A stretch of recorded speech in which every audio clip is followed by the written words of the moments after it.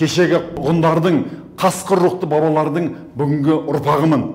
Бұл антымды қасқырдың монологымен аяқтағым келеді. Серік Ақсұңқар, қасқырдың монологы. Жек көрем итті, алысып жүрем, шабысып жүрем қағынып, сайын даланың тағысымын мен.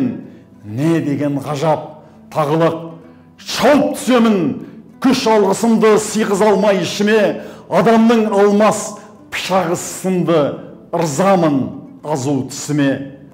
Қасқыр бабалар, бар ұлыстардың мазасын алып манадан, иттермен болған қанды ұрыстардың иісін сезем даладан.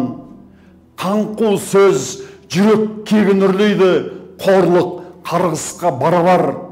Бізбенен иттің тегі бір дейді. Рас па, қасқыр бабалар? Өлексе үшін жұлысқан болсаң, өмір бітпей кегіміз, иттермен бірге туысқан болсақ, не болды ата тегіміз? Ала төбеттің астындағылар күн туғаны ма ақыры?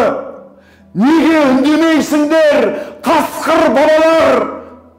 Қағынып кеткен жатыры, неге үндемейсіңдер? Ұрлық түнеді, жатқаны мынау жау іші, аспанның астын дүрліктіреді. Үрген иттердің дауысы.